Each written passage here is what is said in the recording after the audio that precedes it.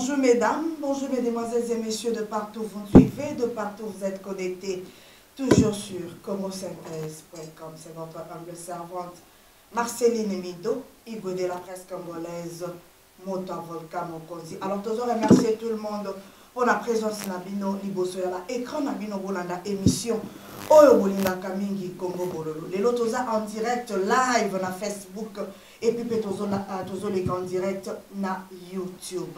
Alors, toza nesengo makasi yako zala sou liboso na bino, topesa bino actualité à Congo.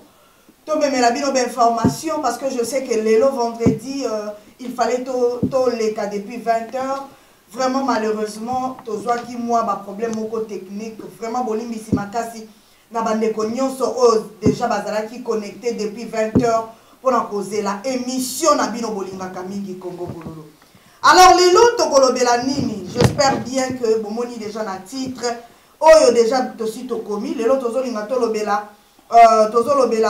par rapport il y a 7 mesures oyo papa na biso Ngwanda donc bandeko na biso ya Pareko 7 mesures o ba proposaki pour la libération ya Congo. Alors bomoni déjà na titre na biso tozo parler na 7 mesures et endurci pardon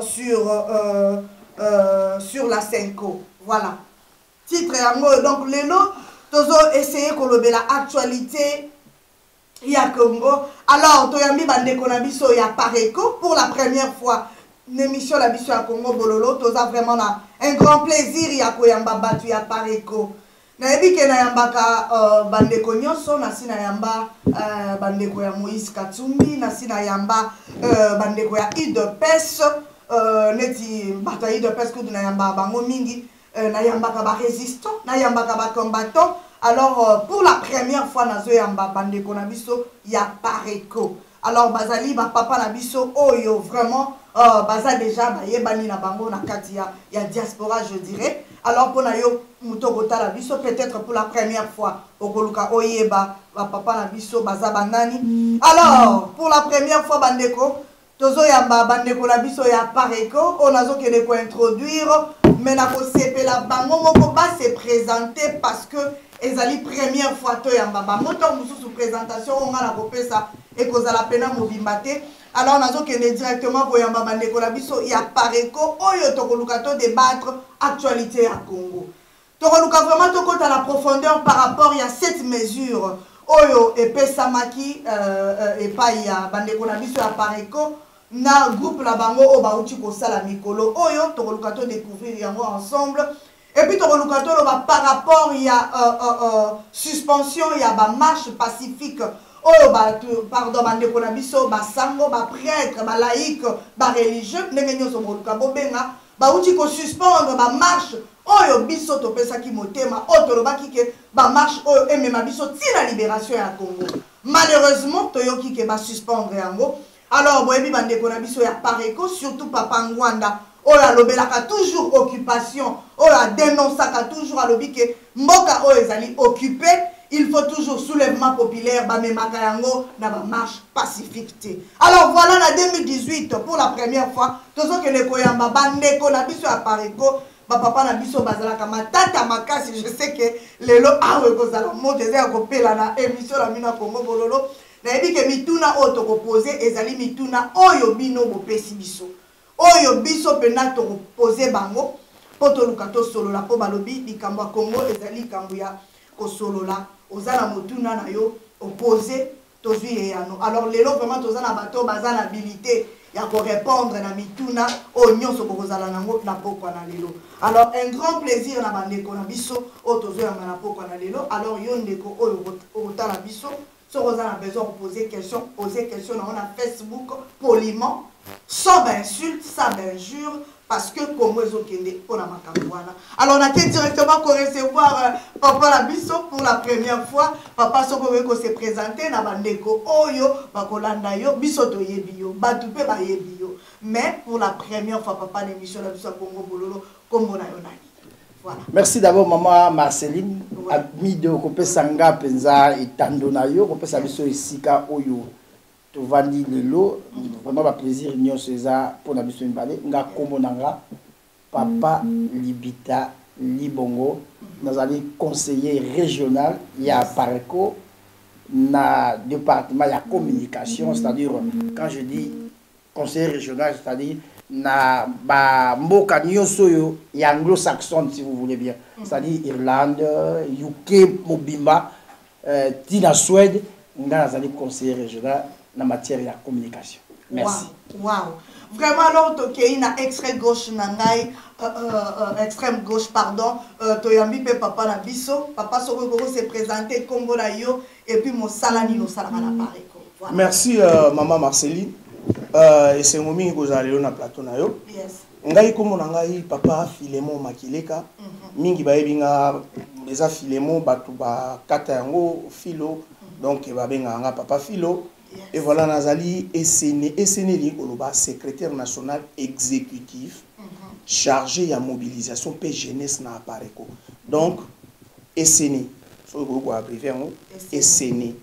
Donc voilà, donc et SNL, c'est-à-dire secrétaire exécutif, yes. Secrétaire SNE, secrétaire national exécutif, chargé de la mobilisation pour la jeunesse. Voilà. Alors, papa Langai extrêmement makasi pour la première fois. Émission la biso pour Ebika Congo Bololo. Apena tokotuna mituna nyonso au peuple congolais zalakanango, surtout pour la première fois malgré mokimaka biso mokimaka ezala bandeko mususu bakutai nanga babi mamoza amuta Pareko. Batu mususu mamoza amuta IDPS. Lelo bana yami baka Pareko extrêmement makasi. Na solo la na bino papa poto mona bino kaka na musika ndenge bopelisaka moto na baradio na bino moto eza se kopela boliko boma moto te. Alors lelo pena to recevoir bino na maboko polele ndenge na yambaka batu misusu ndenge pe to recevoir bino santé ya Pareko eza na ndenge ni na bandi na papa na biso Libita donc pour faire bana mokozi na bandi na mokozi voilà na bandi na pas filo voilà. Merci maman Marceline. Yes. Santé à Pareko eza très bien. Ça vraiment très bien. À Pareko, ils allaient continuer à faire musala na yango. Objectif ils allaient libération ya Congo. Voilà. Et à Pareko, ba résistant, oui qui plateforme ya résistance c'est notamment auto benga CNRC. Conseil national de la résistance congolaise.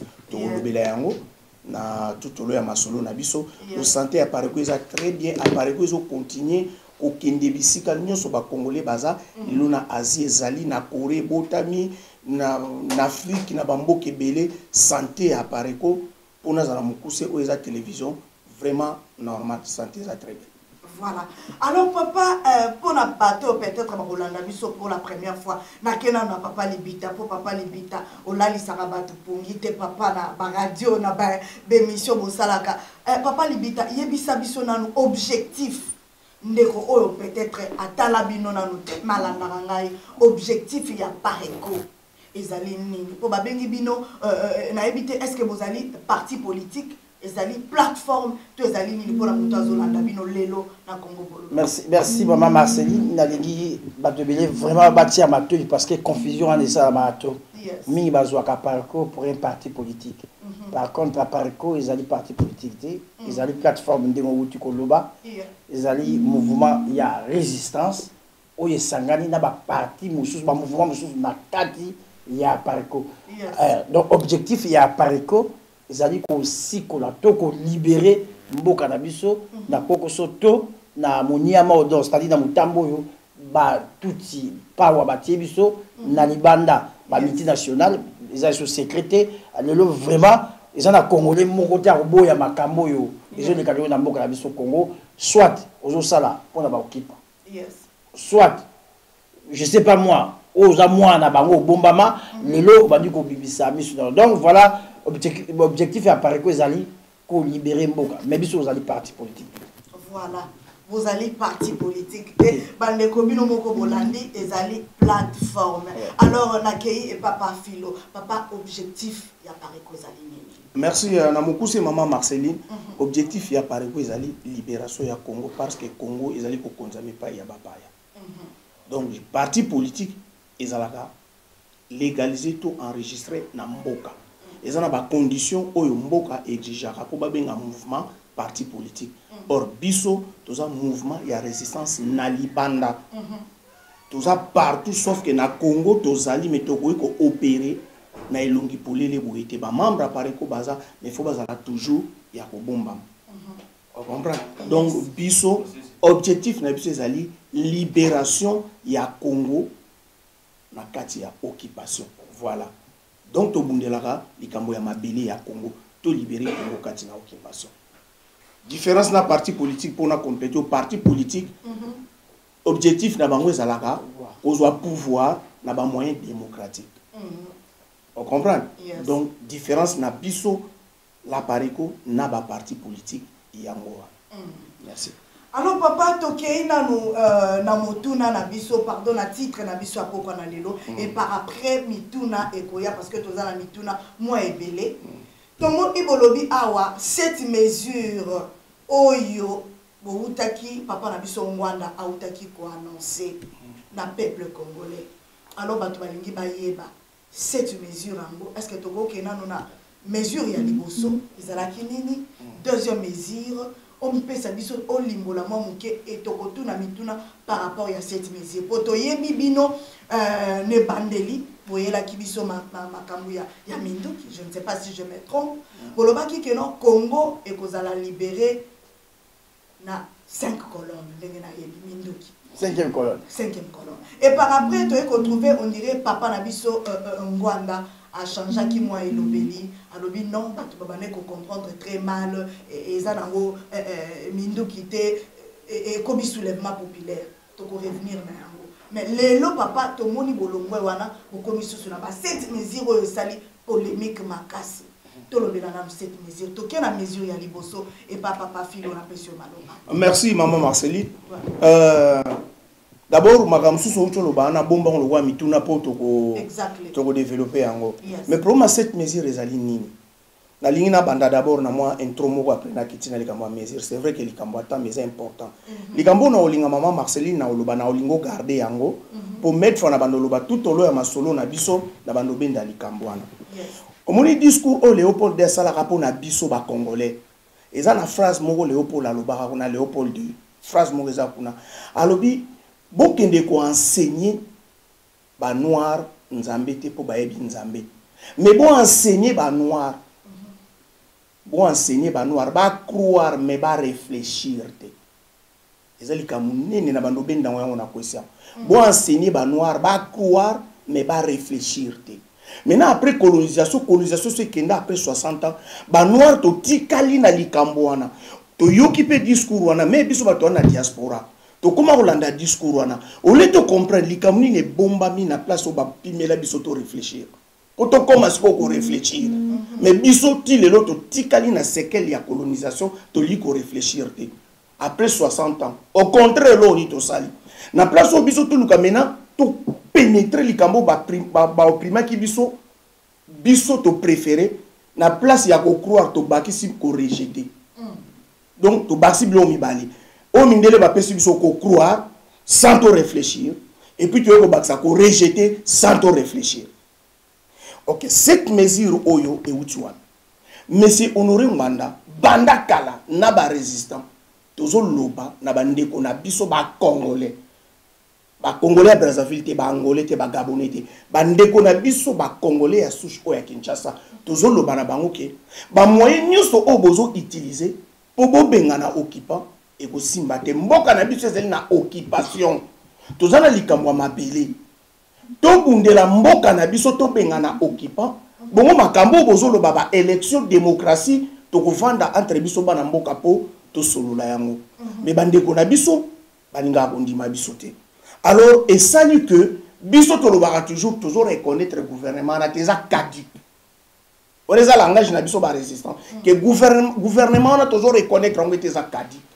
Tout d'un coup, tout le monde, bandeko to yebisaka bango ke banzelo bozo kende yango te po possible ke yango mbalebele na 2006 bokene une élection na 2011 bokene une élection bosali ba accord ba dialogue eza ko apporter solution te na peuple Congo bon mais kana ko tandisa mupandi na biso na makambo tozoloba alors bango pe bakomi koloba ke soki to komi les 31 gouvernement o ekomi caduc légitime et comme illégitime et comme caduque.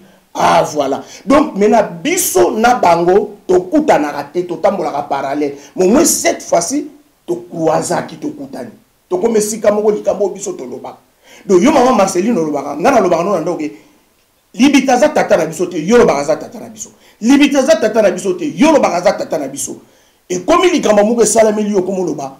En tout cas peut-être likambo yo ceux qui ont commis les 31 à répondre en tout cas nandimi peut-être kazalaka tata na biso te. Et tant que commis les 31 bien ou bien alors nandimi kazalaka tata na biso te ngasko bon to saisir opportunité oyo pour te boire kaeli banda lo ko comprendre kazalaka tata na biso te. Donc bino biso to ba nyonso que gouvernement est caduc illégitime pas occupant bino bondi marati mais bolobi les 31 oyo ce que le Romo Salamité gouvernement oyo va encore expirer gouvernement comme caduc tant comme les 31 le lobo biso lobaka écoutez ne le lobo bino bolobi mais sonore nganda lobi alors to saisir opportunité alors na tilibino lokola to comme sika moko liloba moko alors tala travail na tilibino poto vendre sika moko poto sala force to bimisa bato bolobi ba komi caduc o biso to lobaka banda kala bazalaka caduc ozona nanga mama Marceline ngai na yo na bandeko balandi ngai na yo to weli likambu to welaka likambu tout d'un coup to moni ke photo vanda to sola na oyaka te mama Marceline boto bongisa photo vanda quand même to bongisa à la volée to sangana batu nyusu balekaka na yo kaba to sangana à la volée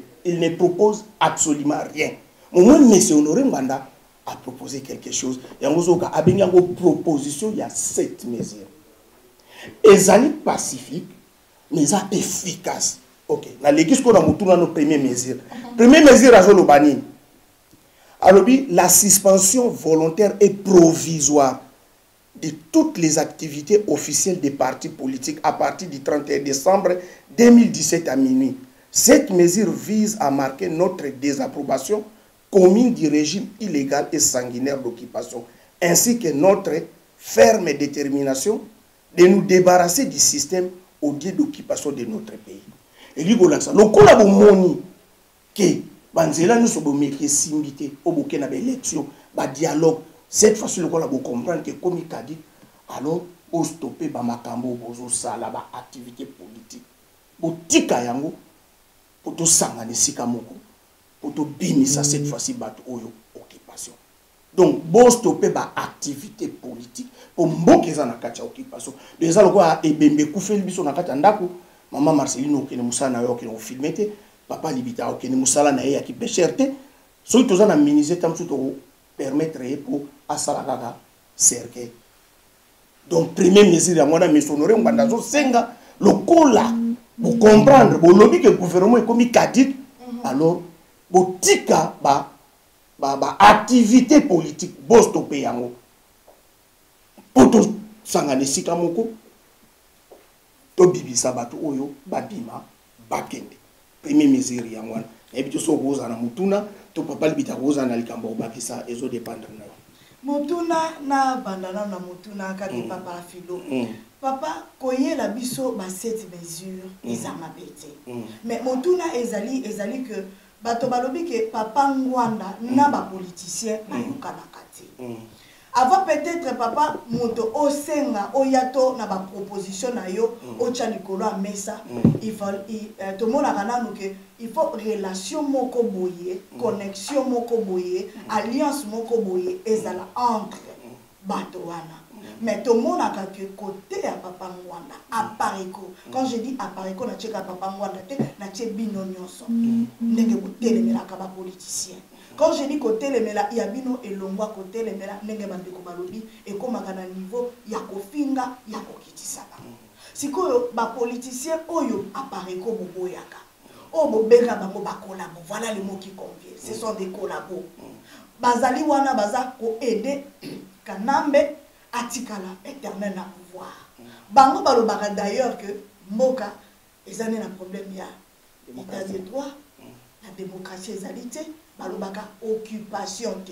Et puis jusque là je ne sais pas so bino boboye bisanga so ki basi bandimi occupation ya côté parce que jusque là bandimi occupation te. Siko cette mesure wana papa boye ko pesa banani kaka oyo bato bino bolobaki boza bomoko na bango te baliaka naka nambe bazali bato o bazobomisa peuple bazokele kosalaka ba comment dirais-je ba corps ba alliance ba dialogue oyo bino boboyaka siko cette mesure wana boye na ngoli sobozo moi teke moi confusion eza wana pa filo. Ok, merci maman Marceline.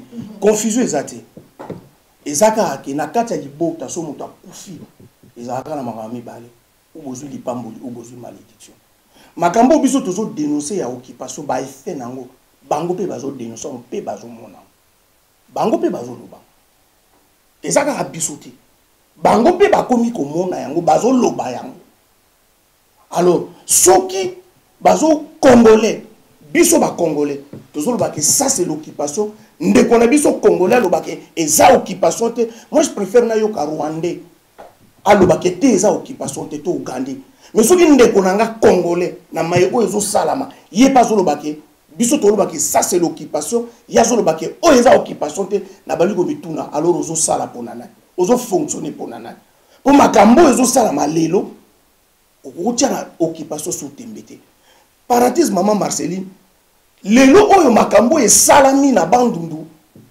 alors to moni bato mususu bande ko bundisa keza occupation te po komi na province na ye allez à s'exploser à l'obi que no temboka ya solo pena mboka eza na occupation tango komi na Kasai makambo ba sali na Kasai bato ba sentir babi non alors bata poto ba na raison vraiment o eza occupation tango tozo mona Ruberwa aye na mboka na biso oto yebiete chef coutumier ba nomaka yete ezalaka pouvoir moko héréditaire mais aye ba bengani bato ba ye na population ba poser place wana pe ba zui ba nommer chef coutumier yozo tia makambo wana tembekeza occupation te maman Marceline eza en grave te mais to banika ko mituna yozo sala pona ba nani bon bango ba politicien wana maman Marceline ba congolais les nyonso baza ko accuser monsieur Honoré Ngwanda to biso ke alingaka batute alingaka ko sangana batute minzoka idéologie nde esanganaka na batute soki si faut ko accuser monsieur Honoré Ngwanda ali ko sangana batute alors faut ko banda ko accuser nkolo Yesu Kristo mtalo bake na ye na mbe na ye na pete me na ye na épée oyo ba Kristo ba otatula ke mwana nzambe na ye na pete me na ye na épée na okabula tata na mwana na ya mobali mama na mwana ya mwasi par là linga olobani makambo message na ye nango so mwana ndimeli yango tata ndimeli yango te bakabwani so mama ndimeli yango mwana mwasi ndimeli yango te bakabwani donc eza question ya idéologie maintenant ba congolais wana zolo ba homme politique maman Marceline tant to okita o comprendre que monsieur Honoré Ngwanda zo sala appel kaka na ba politicien te tant to okita na ba mesure elandi maman Marceline ba homme politique congolais lobi soki biso ba résistant to libérer mboka maman Marceline ba roya pour ba hôtel mais biso pe toza ba congolais biso pe photo ça et c'est vrai ba congolais bo bwaka bango te bo benga na bango te botongo biso tozo bunda poto luka to libérer mboka banzela na bino bolanda ki biso to sito yaki to pesa ki pe maboko esimbité pona nini bino pe bokoye pa na biso te po bopesa maboko pona nini te. Merci voilà. Beaucoup. Nake pa ya Papa Libita problème ezali awa ezali tozoloba makambo oyo tomona yango apareko Papa Ngwanda atikala kondima ba politicien te atikala kondima ba opposant te alobaka pe ke toza na biso na opposition na Congo te siko papa imagine to bato oyo banda kolobela ondimaka bango te na pese exemple mwasi oyo finga ka mikolo nyonso lobi akoka ke lokote mwasi aza fainéante aza eloko te lobi oyo koyebise ke o mama na bana yaka tosala likambo est-ce que bato bakomi tuna o eloko nini ezoleka siko bino po bosala likambo po bo libérer Congo parce que bato wana jusque là malgré bolobi ke bazoloba ke bakomi kondima occupation ezali mais to moni na boyete ba déclaration boyete parce que bango bazo continuer ko ba démocratie et puis bango baza ba résistant baza ba opposant oyo bazoloba ke non il faut ba kene na élection bino bolobi ke élection parce que na pe ba discours na bino bolobi ba élection te tango mboka eza occupé sikoyo à combien plus forte raison boko sangana na bato yo boza idéologie mon côté atandenge papa filo lobi ko boko biko sangana mais jusque là biso tozo mona banzele zami balé okawa. À vous la parole. Merci maman Marceline. Moni makambo yo biso de côté na école ya monsieur Nourou Mbanda Zamboko ba pour la makambo à Congo maîtrise na. Et comme le roi même tout ça l'université pour la makambo à Congo. Il y a un moniteur de hier au sali constaté il y a des somba liboso ba ba yeli liboso bo ba ina ba beaucoup. Na ya rappelé. Ba musu ba ya ka ah merci. So ba ya alors félicitations parce que ba congolais tout ça les constat mingi toza kolanda makambo balabala ya ba kwendenge za rakala ba lobby ba yokaki ba lobby na zonga po na bungisa mutuna na yote bato to yoka na bango te bato to benga ba collabo et bon lelo to lobby ke toza na bango sika moko ma Marceline soko lingo tonga avenir il faut toujours ta la passer makambo biso to zwi na Congo occupation biso zwi na Congo ba mboka mosu pese zwango dans un adage mon dans le parler nous na radio congolais za kwa c'était na libaya faut qu'on bêta un jour et au compte ma Marceline dans 2012 sur la bonne sanité sur la bonne mémoire na salaki interview dans di konanga Grégoire Watupa au ya radio Horizon na monsieur Nourou Mbanda Zamboko atumba la Germanie azo ba biso albi libita problème na biso lelo na ye ko sala examen à conscience na analyse nanga ezali ba Rwandais na noté problème na biso lelo ezali l'homme politique congolais aza barrage munene alors na stratégie nyoso nga na sala na kanda bitumbo na yo comprendre que na commetaki une erreur na stratégie nanga ya ko bossa na peuple congolais soko landi monsieur Doré depuis abima na place publique pour banda ko loba makambo ya Congo oyo ya occupation abanda kaka ko lobela ba Rwandais ba multinationales les Rwandais les Ougandais en aucun cas na aussi ba Congolais il faut bozonga na ba discours na nyoso aloba mais tu aye ko sala constant que même si to sala likambo na mboka ba Rwandais bazoloba te ya que des Congolais dans bien bosso le ko ba mende ba ngo bazoloba ba ko contredire makambo ya zoloba so ni ngoloba ba boshal bazobi ba donc ba Rwandais ba bombami mais ba Congolais ba bili liboso pour défendre makambo ya ya mboka na biso alors à lobby donc makambo zo bomba etumba la médiocrité ya classe politique congolaise 2012 s'il vous plaît monsieur Nora Lobian alors lelo ça fait 2 mois 3 mois passés na habité cardinal Mosenga outi ko lobake la classe politique congolaise c'est la médiocrité oui il faut pas médiocre va dégager ba congolais nyos ba zo ba candidat aux mon nouveau ah les médiocres même à opposition bazo benga majorité médiocre mais sans le savoir que tant Mosenga zo ba médiocre y compris majorité na ba opposant ba nyos bazo na kati ya médiocrité voilà donc eli ko lobate na mosalo toujours ça la poto changer ba médiocre même la classe sur le lobby médiocre le olingato za la médiocre il y a un moni monsieur Noré azo pesa bango toujours chance mais zo le bateke le quoi azo pesa bango chance ya retient toujours le boko bitumba na biso télévité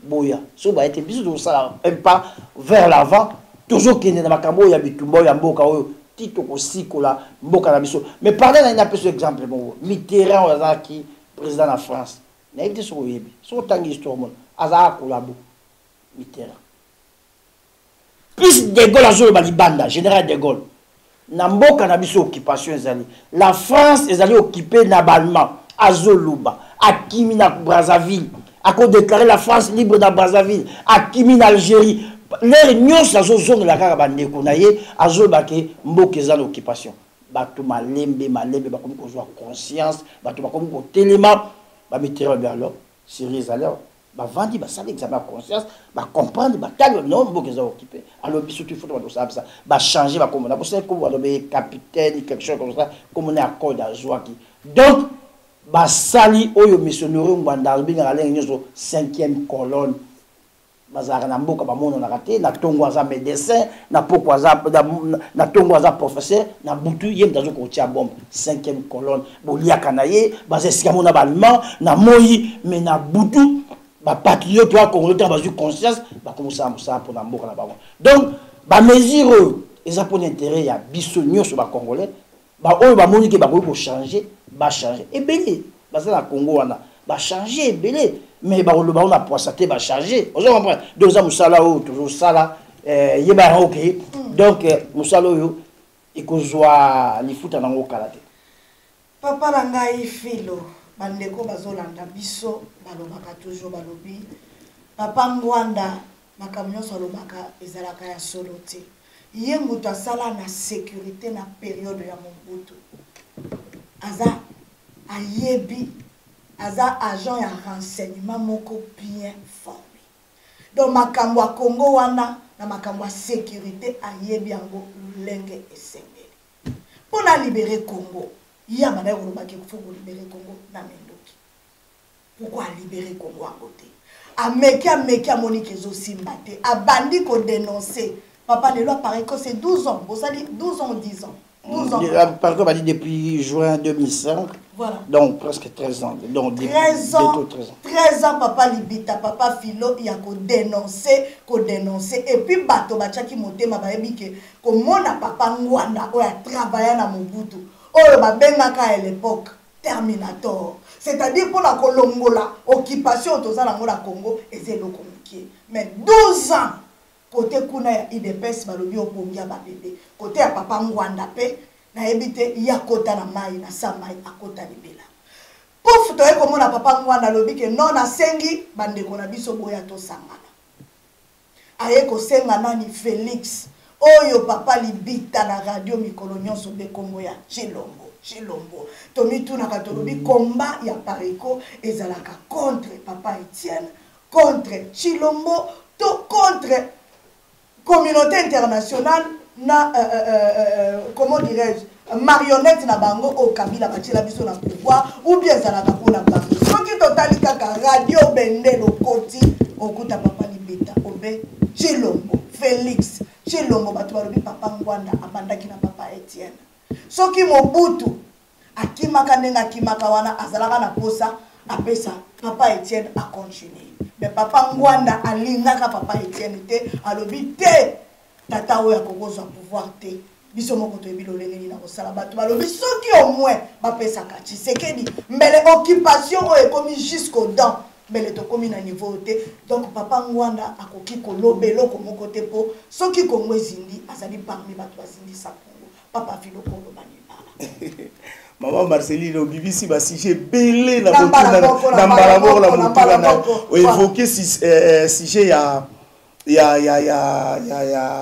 ya papa Etienne Tshisekedi et que balinga ba pesa e pouvoir papa Ngwanda boyi o évoquer sujet ya na meki ka ko expliquer bino lisolo yango ndenge banditi na ndeka ko senga papa Ngwanda alobaki aza na ba soldat voilà alors OK tigana banda ko kabula maman Marceline problème que on a ba congolais bazo comprendre bazo réfléchir pour ba comprendre enjeu ya bitumba otozana profondeur mozindo ya bitumba otozana bazo zwango ka pepele soki ba congolais balandaki na bokebi Ngwanda pour ba comprendre profondeur mozindo ya bitumba oyo bako condamner papa Ngwanda te au contraire bazo talaka mopanzi moko. Or, il fallait battre pe mopanzi mususuke, monsieur Honoré Ngwanda. Ça fait au moins 20 ans à Zalibanda. Ba procédure o yazo meka c'est vrai zo kutana ba kokoso mais atiki biso diaspora te batuto Libanda te toujours azana biso azo bundana biso mais côté ora bazo talango te. Or lobby soka linga ki akogai pe kozonga na mboka ndenge bandeko na mususu basala akepe tranquille ke ovana asala na ye po basi ba solliciter plusieurs fois. Côté wana bozo talango te que pasi moi butu azaka kana biso ba contre-temps na ba stratégie mazo continuer congolais to tala côté wana te. OK maman Marceline soko landa très bien to bandeko bazo landa mais sonori Ngwanda zoloba vers 2007 2008 2009 2010 azoloba to kata mutu ya nyoka possibilité ezalaki na action militaire. Parce que tous na mwandangu ya contrôle ya armée. Aza expliquant weza na ngona kacha ba YouTube. Batunde baza ba ignorant bali ko talate. Heneleki. Alobi tango wana.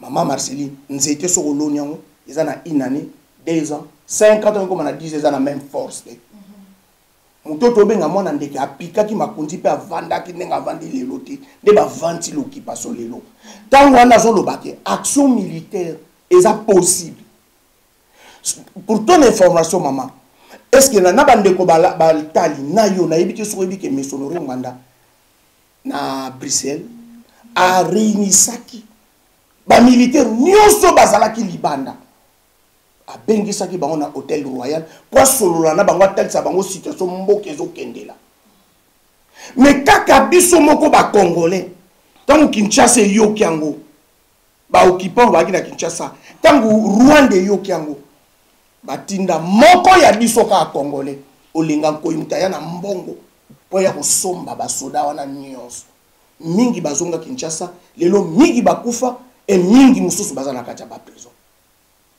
Mais étant que stratège à l'embité, à écouter la été, na lelo, à l'embité, maman Marceline. Et le photo félicité, on a l'embité. Alors, lelo, action militaire yango moko, est commis pratique, mais impossible, parce que, toza li sous na armée, armée commis tellement infiltré, toza sous na contrôle ya armée. Mais toza na ndambu ya basoda congolais baza na conscience bazali makambo ezo salo pasi maman Marceline, il y a des policiers congolais na ba militaires congolais na ba to service ba congolais o ezo sala bango pasi mais moi ba sala likambo tant qu'individu exact moko bazali albi malamu menato sangi sa force na peuple na basoda o toza na bango. Est-ce que vous comprenez? Donc, action militaire, yango moko, et ko simbate, pour tous en contrôle, y a armée, c'est clair, mais tous à peu près ceux qui n'ont combien de généraux étrangers na kat?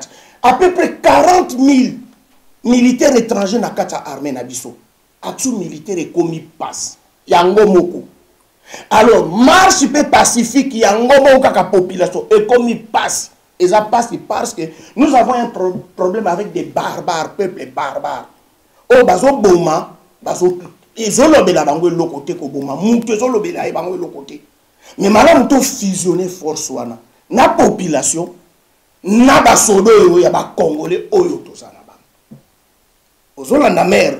Alors il faut qu'on félicite moutou bongo oyo soka meki oyo.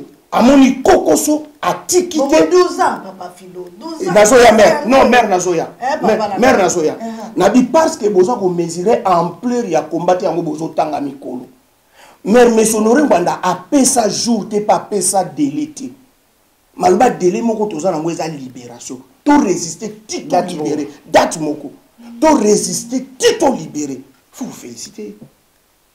Mais ampleur ya combattre kana epsa batebele bazomona Rwanda bazomona Kagame bazomona Museveni na biso batu tovanda poto tozokoka ko discerner ba enjeu ya combattre Congo azo utiliser Rwanda na ba Uganda comme ba sous-traitant mais bitumba na biso ezali makasi monene na bato yo ba mboko tovandi mais pourquoi ba Congolais bozo minimiser bitumba o bato ba koteli biso mama na ngai quand tu dans une année, dans 5 ans, dans 2 ans. Mais ils voient qu'ils vont monter stratégie au bas, quand tu vas vendre la biso lelo. Mais boni biso va congolais to lito déloger bango dans une année, dans 2 ans. Voilà mère et l'autre zanga biso yangwana. Chaque chose a son temps. Mais son nom banda lobby. Tant on changer stratégie. À lobby. Et zo senga biloko mi sato poto libérer mboka lelo. Il faut te conscientiser peuple. Il faut informer peuple. Et troisième, il faut mobiliser. Pardon? Mobiliser. Mobiliser peuple. Au moins, il faut 3 choses. Habito conscientiser peuple. Mobiliser peuple. Peut informer peuple. N'a aucun exemple, moi rapide terre à terre mère. Au moins, il faut dire que si tu as un cola, on a dit que tu as un libota. Au gros, on a mobile, na yo moko zanaye. Ata zo tout ayo, azo beta yo. Mais ceux qui n'ont pas na yo nano boye tata biso bande ko mibali to bundi to kama lobi ba benso ba bien to moni na kwa to moni lisusu Marceline to moni kuna na kwa mais muto mwana mwasi bundi saki biso kuna mais mon conscience na yo ko ya olobi ka lor banda lelo na boye yeba ko boye Mais monsieur Honoré Mbanda eko zwa ti exemple ya esclave oyo na kombo ya Kumbaya. Abi Kumbaya ba liberaka ye sans ye moko se libérer. Abi la libération c'est d'abord mental. Kumbaya ba liberaka ye sans se libérer, mukola monaka maître na ye yakala. Kumbaya songa na esclave. Donc il faut pour muta se libérer, il faut avoir information, ba conscientiser, avoir conscience. Azui information aba mobiliser mbera lobi alors nzokanaza mulumbu na likambuboy ami bimisi yemo na mental malobi tena koza na position te et banindele balobi za na arme o l'équipe peuple te donc ça na kati ya ba stratégie donc tali stratégie stratégie o ba traître ba bini alors na kena stratégie o lilo o na ko parenthèse papa ngwana yebisa nga na ye alobi libita soki bokomisi likambo ya occupation na munoko ya ba congolais te bobosa na libération il faut bosala bo relayer message et comme na minoko ya ba congolais ba comprendre que leur pays est occupé. Maman Marceni lelo combien lelo komi mama na pesa la maloba et papa libita pa filo balobi ke bande ko na biso ba ola na biso balobi ke bino dio na bino boza matata na koloba bolandi papa ngwanda na koloba kitoko meba action de papa libita problème oyo congolais même soto ningi totala ba commentaire na Facebook ba tunyoso bazolela kaka action papa ngwanda depo bandi koloba mukolo nini papa libita motuna na ngezali boye bato bazobunda sur le terrain bino boni ba Eza bato bazobunda sur le terrain. Eza na bato tozala bande ko na biso neti ya rassemblement o bazobunda sur le terrain. Lelo oyo tomoni pe ba laïque bazobunda sur le terrain. Mais soki totali titre oyo balobi ke boza ko endurcir le temps sur la 5. Alors eza nini au juste bato bazolanda biso problème na bino liso na 5 eza nini. Bolobi bato babima 5 ameki azobimisa bato. Mais bino tozali na bino papa toza kolia kitoko balobi mokonzi na bino papa ngwanda otolingaka mingi physiquement boye tomona yete bino mope balobi papa libita babika yo na ba filo mutu bomona kai sikoyo papa même ba conférence ba conclave bosala ka bomona ke boyete batiela ka bino kaka ye azoloba siko papa akiti sur le terrain te pourquoi ameka ko bunda etake mwana mboka mais ba oyo bazobunda 5 botelemeli bango bazosala malamu te okoloba ni papa. Merci mama c'est ndenge utotuna papa makeleka otunina moi mitune bele na invitation na banda na wapi donc mais na osala effort na répondre yo na mutu dano aliboso lobi action ezosala mate apareko osala action te ba résistant ba osala action te mais ngana ngi bisa OK omoni musala oyo ba résistant donc apareko et puis bande ko ba surtout ça na kati ya conseil national de la résistance bazo sala soki tozala gité tant sur le Congo toujours mettre la solo musu tant toujours déjà basi bakata été ndam de bakata Yougoslavie mais oyebi moto soki te kingo ezangi mayaka oyebi ndenge ezalaka kingo ezala mayaka mona raro za na ngola te donc lelo ba congolais biso banso na zo sala clique ta personnalité ce qui me sonnerait banda zalaki te na situation de Congo basi bakata yango omoni mukando na memelio crime organisé en Afrique centrale mais sonnerait banda komi mukando yo na 2004 yango ba congolais photo tangaka akomi mukanda oyo na 2004 crime organisé en Afrique centrale mais bakamo me sonnerait banda komi na kati ya mukanda oyo Euto salama kalate ba Congo ba komolela tomoni na yaya Ruberwa ba nommé chef coutumier Zamade mais ezaliawa monsieur Noa salama ba kamo que na côté ya minembo ba sala plan banda kala ba vanda esika moko pona bango ezambo ba sala territoire depuis 2004 ba tchao on ba congolais ya on to lobi ke pour te libérer mboka il faut te libérer dans le congolais na kati ya moto. Tant que tu libéré mental ya congolais vous a passé na zo makambo lobi ya action. Quand il a évité, sur missionnaire Mbanda, ça la action. Il faut vraiment y avoir que non, tout ça les actions, tout ça les actions, tout ça les actions, tout ça les actions. Kanambe, baraté, Kanambe. Maman Marceline, oyebi mboka aux États-Unis d'Amérique. Et Luka qui tata ou abengaka Fidel Castro. Pour baboma Fidel Castro. Na service y a américain, ba sala tout pour baboma Fidel Castro. Barata Fidel Castro 535 fois. N'a vu bien 535 fois. La grande puissance, l'Amérique, a raté Fidel Castro 500. Même tout le monde a le bagarre. Et puis, bah, le bagarre. Bah, le moment peut-être de l'eau parce que c'est 8 ans et puis Tata Rwasa a couffé. 535 fois. Donc, mais ce n'est pas dans la missa, nous sommes tout ça là avant. Surtout raté, surtout raté, tout lobby, tout ça. Mais dans qui cherche ce soyo kabazo ah bah kangi basoda ngban. Mais bien moi la banda attends voilà. Ngban za basoda te. Bon qui cherche attends bah kangi basoda ngban. Ndana kosa qui cherche to biso to kosa. Tout ça dans tata moko na Belgique. Aza analyste militaire dans tant que communauté, bozo e baïga tsobe bozo e baï so bolingi so pusinga dans tant que communauté Jean-Jacques Wendo.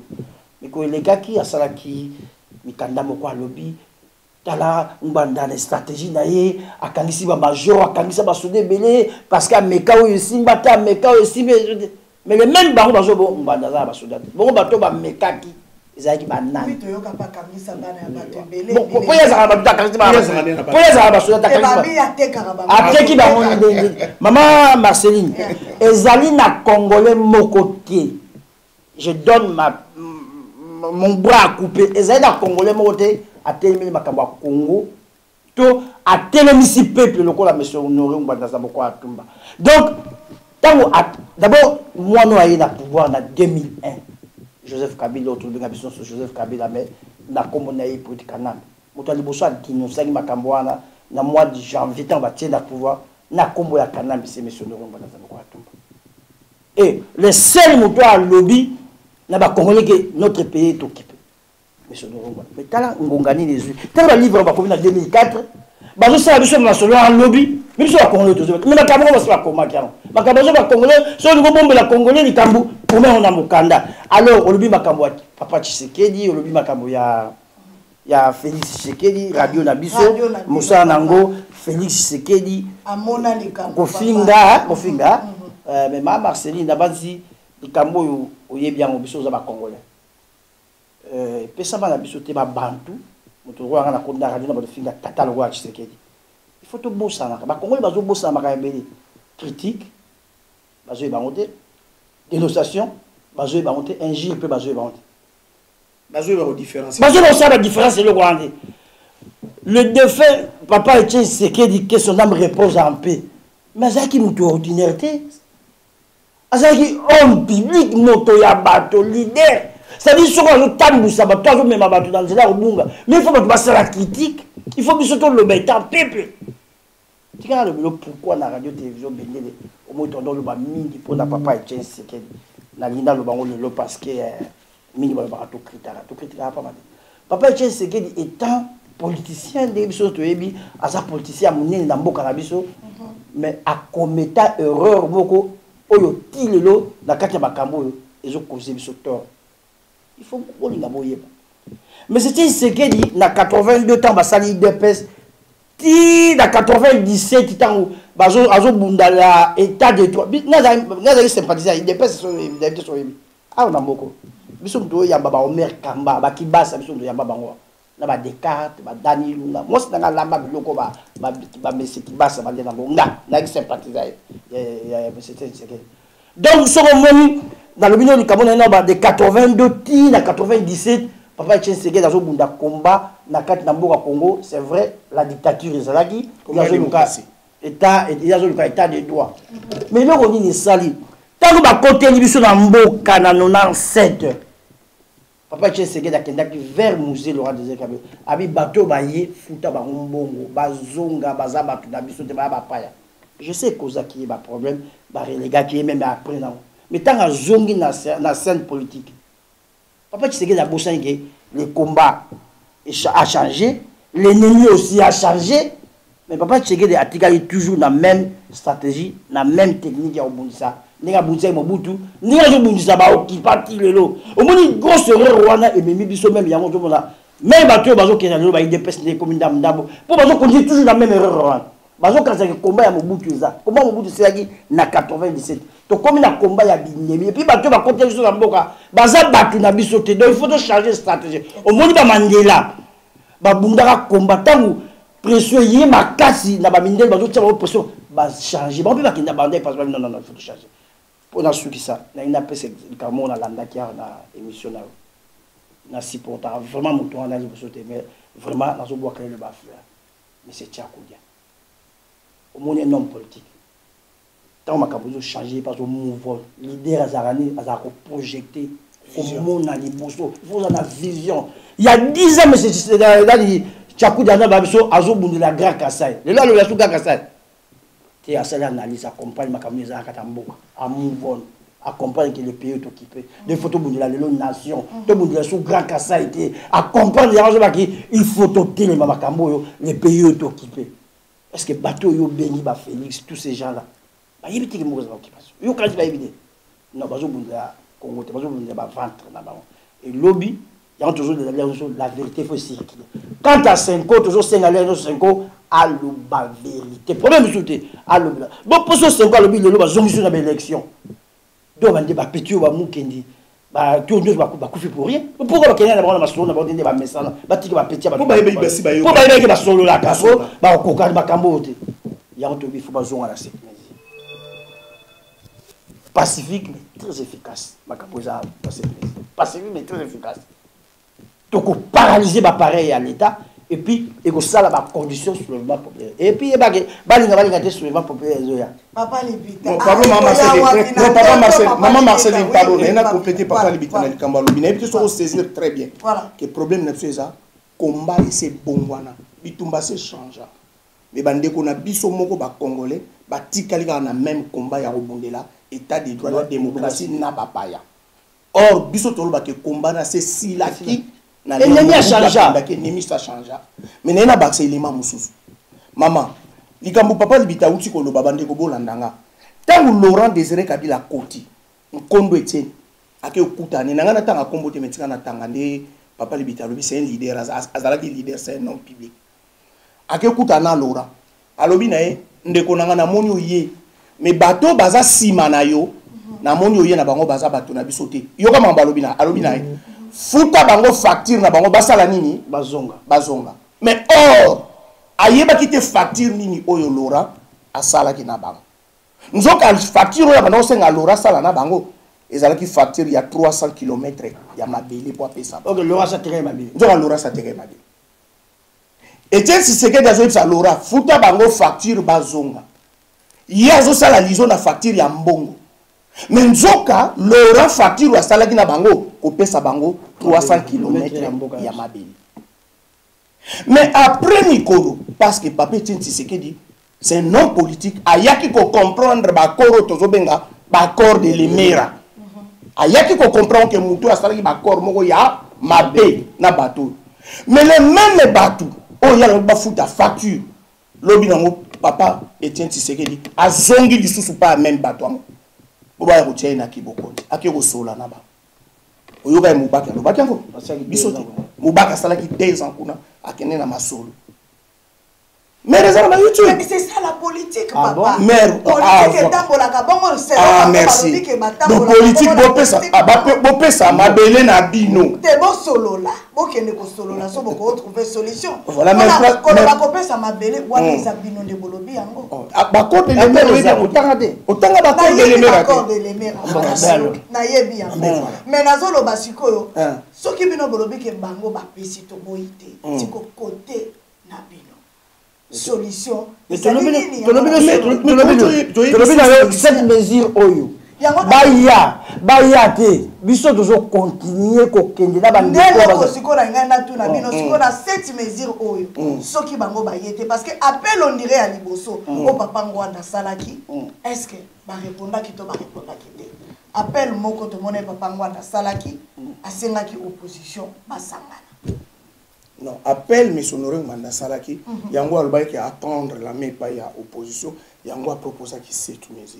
Voilà. OK. Voilà. Mais et l'obité que ceux qui bango va répondre était na 7 mesures allez biso to libérer mboka to va stopper. Yango nazo to na répondre to ba répondre te bino ba to sangi. Ba oyo ozana raison. Question les bien. Ba oyo ba répondre pe bazali. Ba oyo pe ba répondre te ba tikali na ba position na bango bazali. Mais bango ba lobela ki ba bundela ka peuple. Biso pe tozolo ba ke to bundela ka peuple.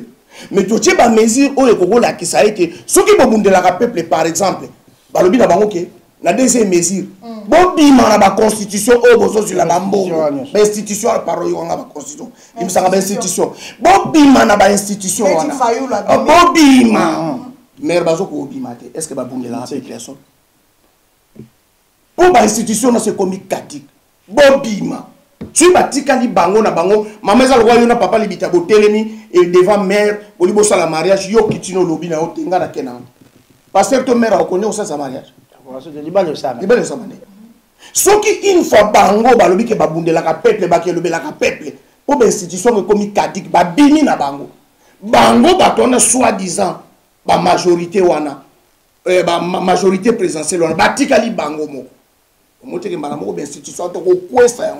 peut-être papa Ngwanda mema yango publiquement pourquoi asali ba démarche en coulisses a solo la bango na ndenge ya moli mais c'est démarche bakamo papa CNRC ati Conseil national de résistance bati mais tant ba bandi ko ba contact ezaki sous-marin comme dans CC ba couteau na yo ba solo par exemple roi Félix ba tindi taso mutu moko azana connexion na ye ba bon yo za na connexion na yo za mamba CNRC bon le côté na contact azo ka proposition démarche récemment ba tel ba côté ba tu ba lobi non ba tu comprends ce que position na bango ba ke ba côté ba société civile ba nani ba za d'accord na likanisi ozo ba wa ba o ba dimino ba biso ba bon biso za sur le terrain il faut bon ba biso parce que c'est très dangereux bon tout ça même risque té biso na bino bon ça va tout ça d'accord. Alors, tu vas travailler ensemble pour libérer Mboka.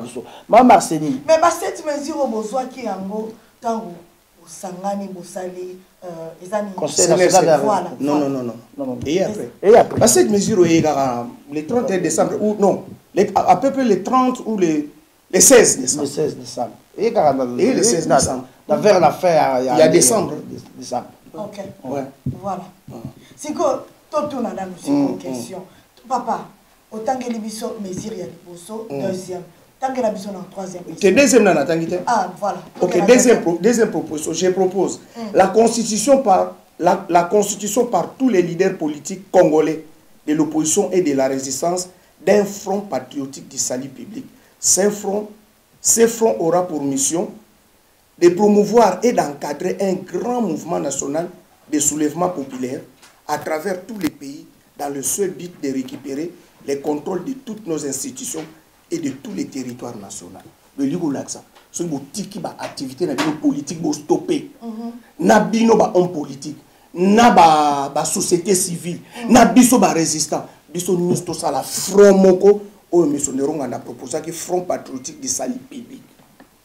Bon, tu vois que tu as activité sans que ça n'ait pas na cadre moko boko to ko se retrouver auto bongisa poto kende auto bando bongisa makambo poto kende na ore moko ya bien auto kende ko bundela mboka na biso a proposer pe cadre donc yango bengi front patriotique du salut public toké na troisième OK toké na troisième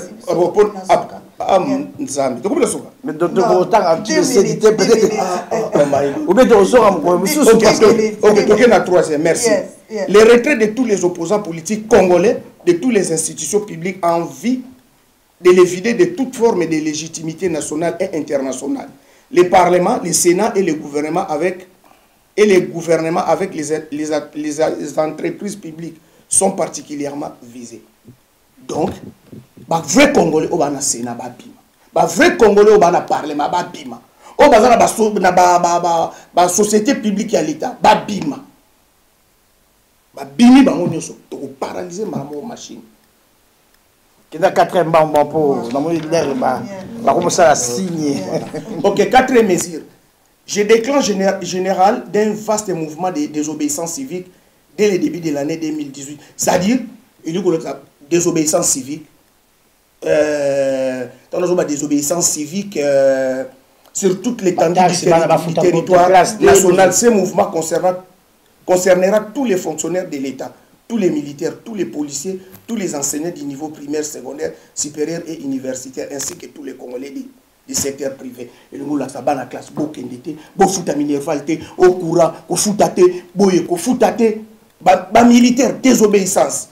Donc en 5e, le lancement d'un appel commun à l'adresse particulière des militaires, des policiers et des agents des services spéciaux pour les inviter à soutenir le peuple congolais dans sa dynamique du soulèvement et pour entreprendre en plus de la désobéissance civique des actions ciblées, des sabotages internes et des dispositifs militaires et civils dont se servent les forces étrangères d'occupation ainsi que des mercenaires qui occupent notre pays.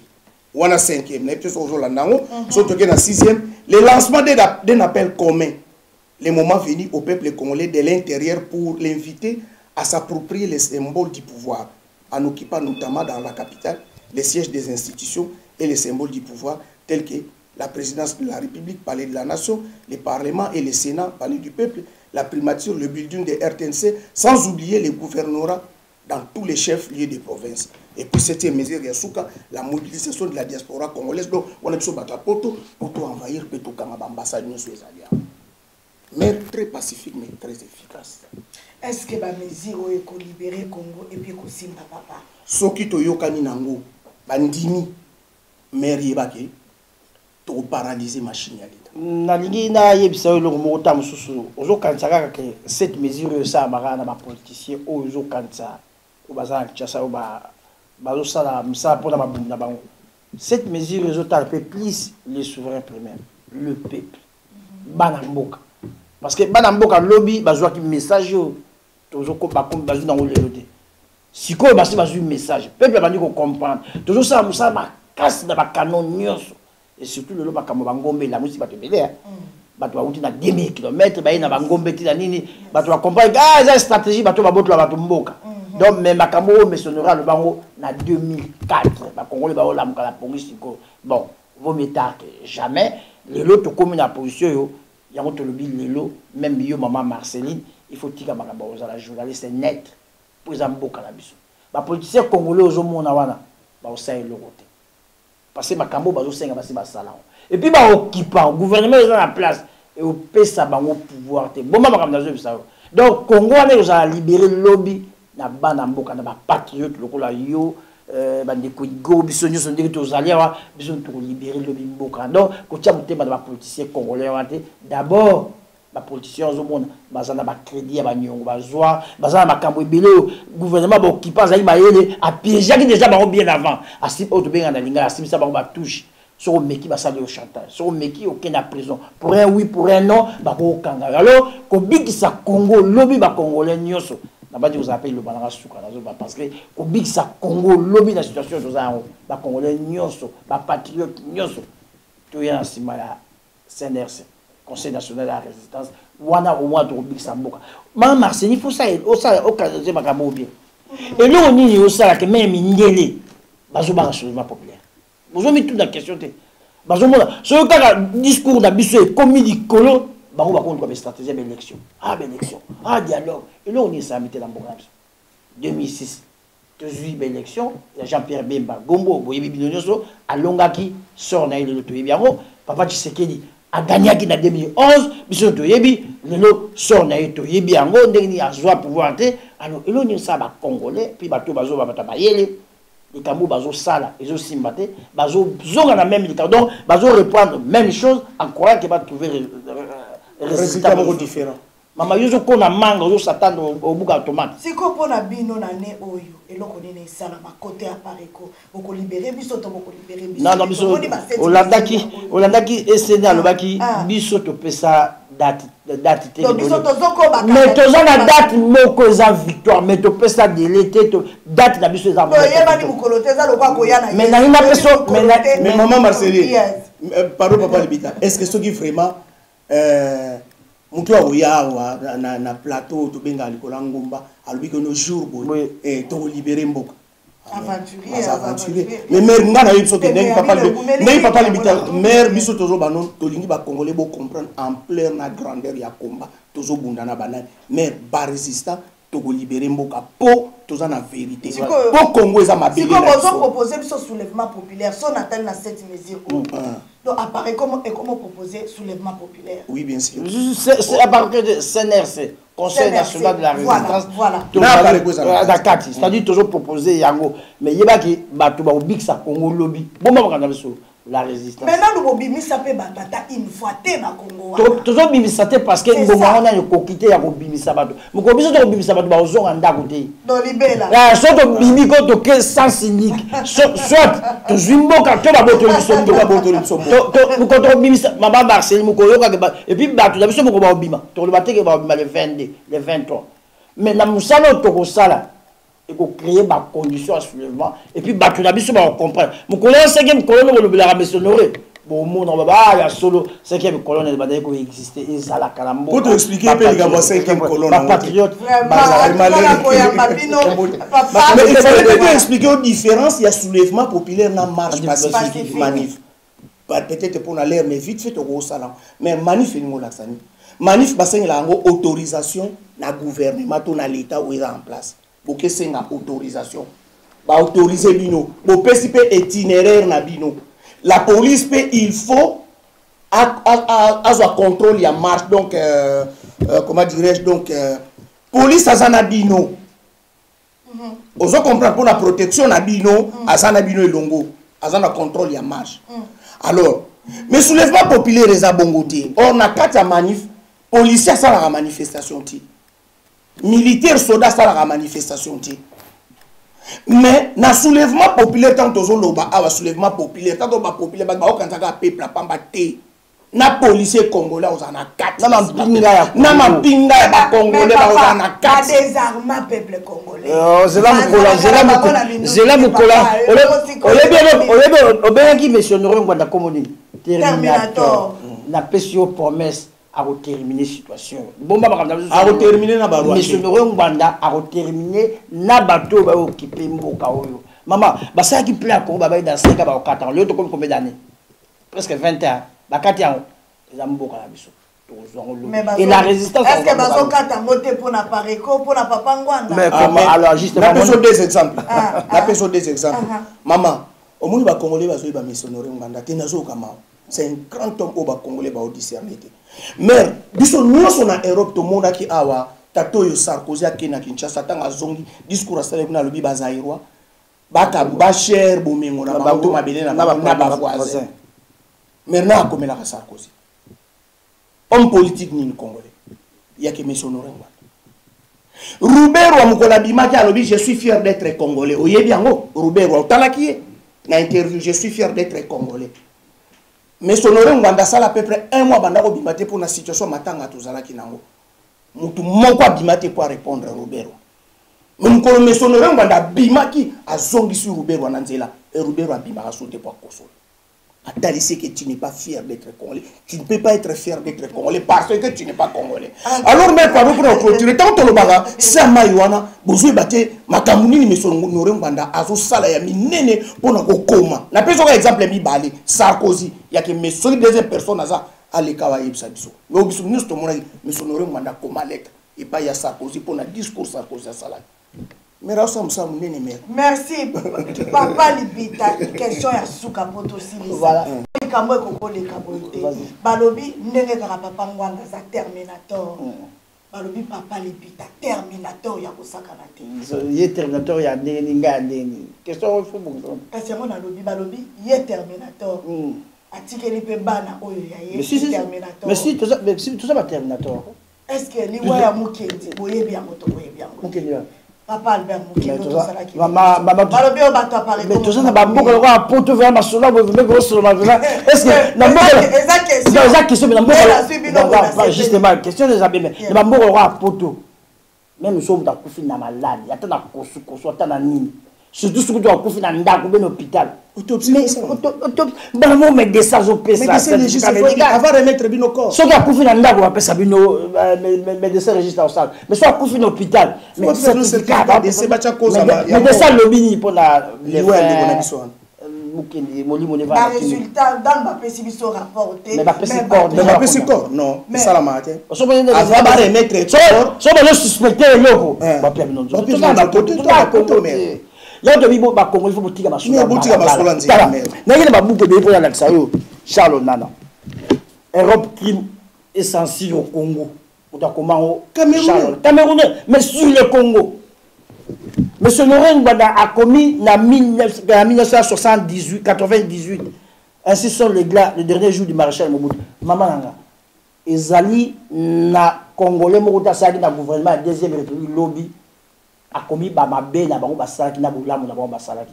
Il y a qui monsieur Laurent Gbagbo dans c'est pas n'importe qui. Bon ça a été. Vraiment, vraiment. C'est vrai. Pas philo continuer émission et lokoni lokoloba na bandeko balinga ka papa ngwanda bandeko o ba ndimaka misala ya papa ngwanda et puis message ni ko pesa na bato oyo ti lelo oyo bango bazo croire que solution ko ngwe ko pas ba politicien solution ko ngwe ko pas ba opposant ya fangi na ye atalela kaka lelo a rassemblement lobini to simbi kutu ba point musute to mituna bino makama vraiment to simbi kutu te ba ko na alliance oyo mama bazaiba ML seke to simbi ata ya bele to toucher te papa bozo na kola zo ki sa mais foye bisa bato ke bato ba na peso to ya to répondre na mituna na ba solola parce que ma condition ezali oyo lekisila ka bato awa donc ba benga yo ba solola to zonga mais so pour na question na yo maman ata Congo synthèse ko sunga permission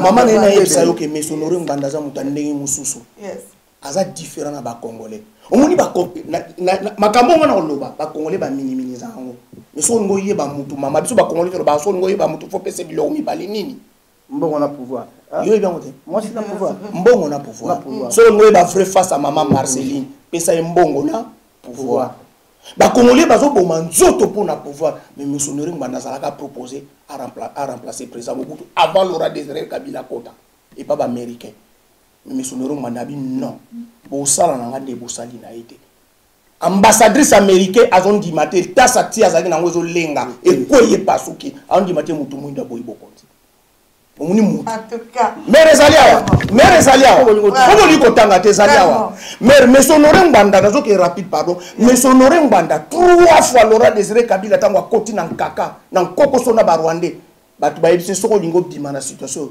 luka Gbagbo 3 fois alors que Laurent Désiré Kabila kanga ki batu avant na tika bino bozong sambon mais pas Monsieur Laurent Gbagbo atinde la ba chèque blanche tia montagne so lingi be biloko no nyoso ba bosong sila yo zonga na mboko ya kosa abina oyati wana bokolo bakaka parce que boza batu ya pareil faut boloba bolamu ya papa ngwana mais ça ba vérité o tozo yebisa bino ke mais za na batu mususu pa filo bazolela balobi papa ngwana oyebi kabuna non vieux likamwana ngolo beza très important papa libita mais tozo na poto likamba ocho et surtout tika masula nzela mais émission ezolanda mara mokili mobimba kolinga te batu bayelo masula nzela likambo ocho bimisa awa ya ndeko na biso akufaka papa libita mutu mais aza libre azotambola na kati ya mboka poto na Angleterre osali meilleur crime et puis bakotambola na ona danger masola balabala na betilo likambo poto zonga na papa nganda alors merci ya balabala mais il faut ça rappeler analyse peut allier et loko wa munene bato azola yango ko minimiser ngo biloko muso rejeter ngo botika masola pa mais tozongi na makambo ava papa libita loba papa nganda boma bato lelo papa Ngwanda zata na immunité mokote azali banda biso bato apariko tozo senga mutu ayebi Ngwanda boma famille na bango lelo to lo bango na Congo synthèse bon porter plainte ti lelo na to mona mutu monta bininga ba oyebaki roi de bête na kisasa colonel Nzapali oyebaki soka ibaki oyebaki de azaki na Hollande azaki colonel mais famille moko porta ki plainte na Hollande asaka 5 ans kuna na boloko na vite le soir ça zora nchasa bon combien fois Ngwanda bozo ya bozo za masolo bozo baba porter plainte mais bazo diaboliser vérité mais kono ko conclure mais biso bato apareko poto ozonga mboka mais to ko fongola dossier wana serré nani azalaka nani asala nini ko bana 1960 mais to sala na Congo to yeba ba criminel bango ba incriminera batu nani azalaka vrai criminel na nani azalaka criminel te biso tozo promettre yo bato apareko tokosala yango na RDC po tozonga mboka maire to libérer mboka maire ndima maire na obenga yo to libérer mboka merci en tout cas un grand merci na papa Libita na epsaki bino ke mote kopela mais bokozonga papa fo ba dossier estilité bozala ba dossier belé un grand merci na papa Philo alors bandeko bino moko bomoni yambaki bandeko na biso oyo vraiment babundelaka mboka bango bamibengaka ba résistant boyoki mituna obo mitunaka bango oyo bayanoli yango alors prochainement tokobenga bango lisusu po plateau ya Congo Bololo ndenge papa na nga lobi ke mama Marceline kozala net tenga naka journaliste résistant. Ah, merci, félicitations. Sa position. Papa sa position parce que Bakambo soko l'axi position te. Pougoumou libère. Soko l'axi position te pougoumou. Chauve-souris. En tout cas, la boîte la chauve-souris. Ah, merci mère. Un grand merci alors papa cette mesure otozo senga yango vraiment bandeko ba Holanda biso.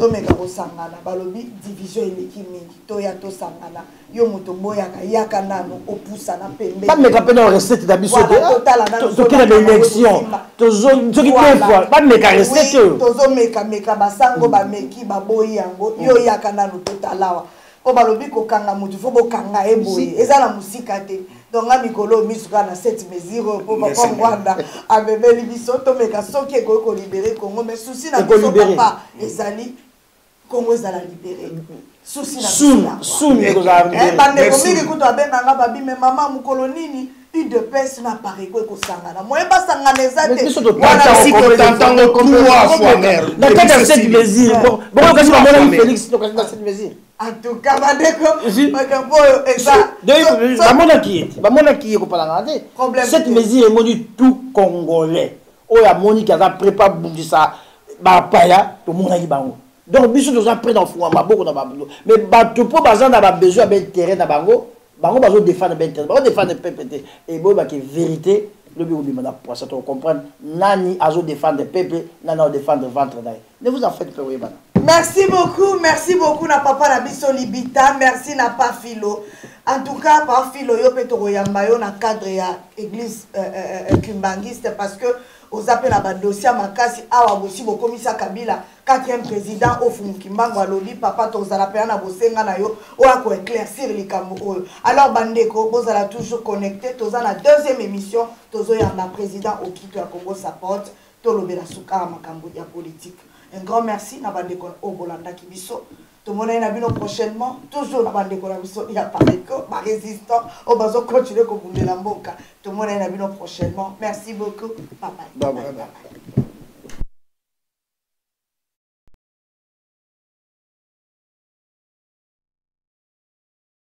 Congo Synthèse. La synthèse des infos de la RDC, l'Afrique et le reste du monde. Une seule adresse. www.congosynthèse.com.